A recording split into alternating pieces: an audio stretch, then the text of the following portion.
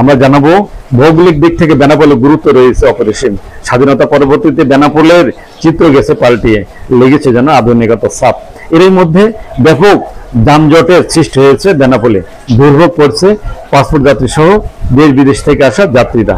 এসব বিষয়ে বিস্তারিত দেখতে শেষ পর্যন্ত দেখুন ভিডিওটি, সাথে থাকুন আমাদের। উদ্বোধনে দীর্ঘ 1.5 বছরেও চালু হয়নি বেনাপোল পৌর বাস টার্মিনালটি। অযত্নে অবহেলায় নষ্ট হচ্ছে নবনির্মিত টার্মিনাল ভবনটি। টার্মিনাল চত্বর যেন গোচরণ ভূমিতে পরিণত হয়েছে।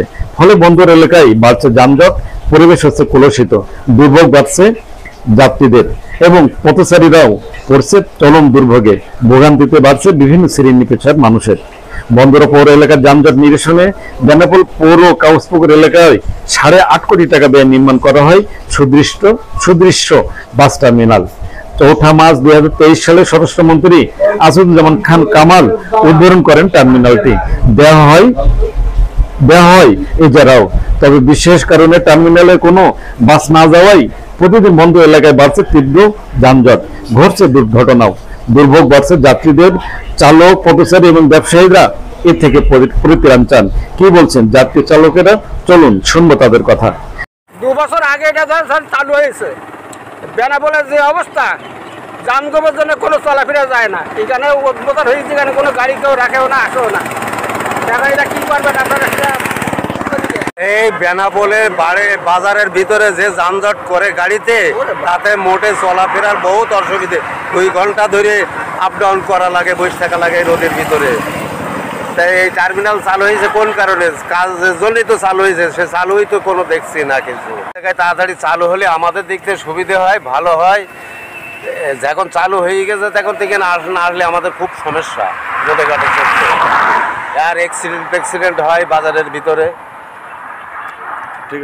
বিভিন্ন সমস্যার কথা তুলে ধরেন বন্দর ব্যবহারকারী এবং ব্যবসায়ী নেতারা। কি বলছেন তারা, চলুন শুনবো তাদের। আমাদের মানে এই রোডে, বেনাপোল রোডের যানজটের কারণ একমাত্র হচ্ছে আমাদের যে ট্রাক টার্মিনাল আছে, ট্রাক টার্মিনাল গাড়ি ট্রাকগুলো যায় না।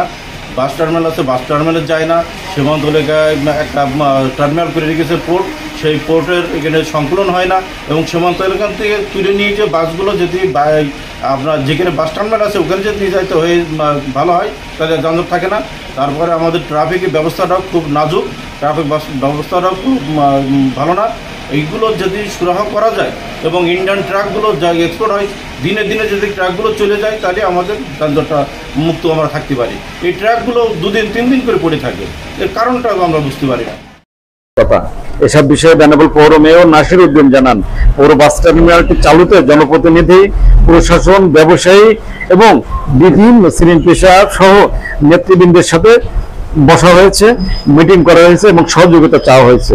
টার্মিনাল এলাকায় চলছে পরিচ্ছন্ন কার্যক্রম। অচিরেই বাস টার্মিনাল পুরোদমে চালু করার চেষ্টা করা হচ্ছে বলে জানান মেয়র নাসির উদ্দিন।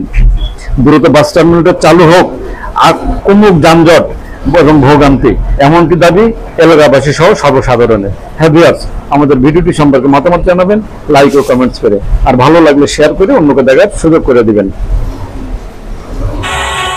দেশ বিদেশের সব খবর জানতে, দেখতে, শুনতে, শিক্ষা, স্বাস্থ্য, যোগাযোগ, ভ্রমণ, বাণিজ্য ও বিনোদন সহ বিভিন্ন বিষয়ে সবার আগে সব প্রতিবেদনটি দেখুন ভয়েস অফ ক্যালকাটায়।